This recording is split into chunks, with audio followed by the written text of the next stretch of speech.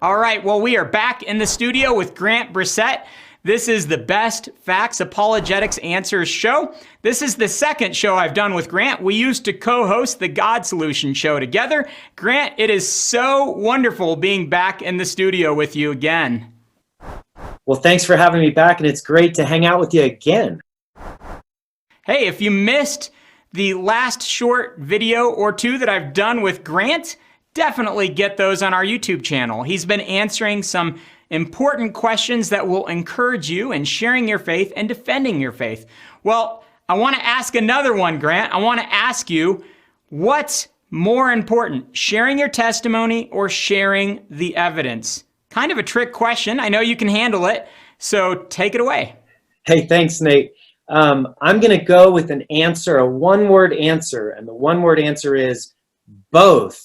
I think I that agree. the way that you employ that now is kind of up to you. Now, for your listeners, they already know you, Nate. They know that you share a great way and teach people to share their testimony. I fully agree, fully endorse that. Share your testimony, but just realize that that's how you subjectively know Christ. And that does mean something, especially to people you know. It can also mean something to strangers that, wow, this was an interesting experience that you had. But I want to also stress that Mormons have a testimony, and Muslims will sometimes say they have a testimony. So what do we do with this? Well, from my experience, I'm a former atheist, grew up in Northern California in the New Age, didn't believe in God for a while. And when I became a Christian, it was because I met Christ. I had a religious experience, and I love to tell people about it. But I had to know, after I accepted Christ, I didn't know who Christ was. I had not grown up in church at all. And so now I had to do objective research and ask the question, do I believe in the Jesus of the Muslims? Do I believe in the Jesus of the Mormons? Do I believe in the Jesus of Edgar Cayce or Jehovah's Witnesses?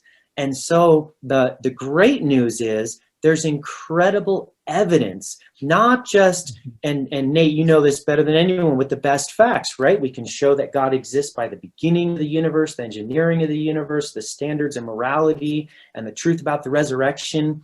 And so we can start with our testimony and then lead into the evidence for it and see where the person wants to go. Now, you probably know my favorite argument is the case for the resurrection with Gary Habermas. I think that just brings people right to the foot of the cross. I like also the discussion about God is the beginner of the universe, and those are great arguments. But with your testimony, now there's just a natural lead into, I accepted Christ. And you know also how you can know objectively that Christ loves you is we know that he died. We know objectively from history that he existed as a real person, Jesus of Nazareth. We know that he died on the cross. We know he was buried in the tomb. We know that the tomb was found empty. We know the disciples encountered him after his death. We know they were willing to suffer and die. We know Paul did a whole 180 where he was killing Christians and now became a Christian and was beheaded for his faith. So I really think that a great way that people can prepare and gain confidence to go out and evangelize is, Nate, use your method of learning your testimony, and then you can lead into, I know this Jesus loves me, and there's actually an objective case that Jesus lived and died and proved. That's what the important part. Jesus proved that he was who he said he was. God actually is, and you can know him today.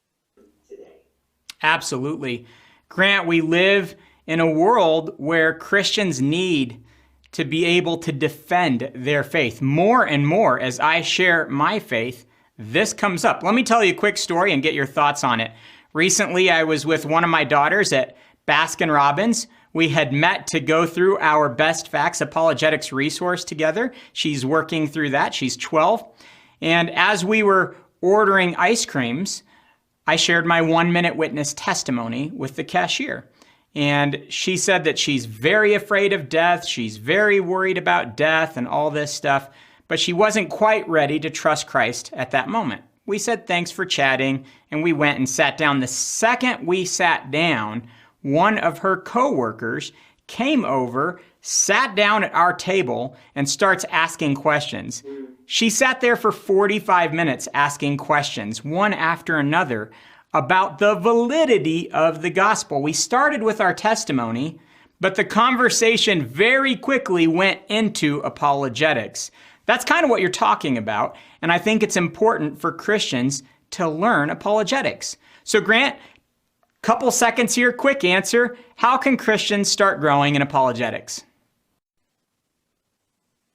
So, learning your testimony, number one, researching the case for the resurrection is the first argument I would recommend learning. And your story reminds me of Samuel Logan Brangle, who was with the Salvation Army, the first church I ever went to. And he said, people are praying for God to use them. He said, don't worry about that. You be usable by God, and God will not leave you alone. And that's why God doesn't leave you alone, Nate. Excellent. So learn your testimony and learn some evidence to defend your faith. Our Best Facts Apologetics resource is a great place to do some of that. All right, Grant, we'll be back with one more question very soon.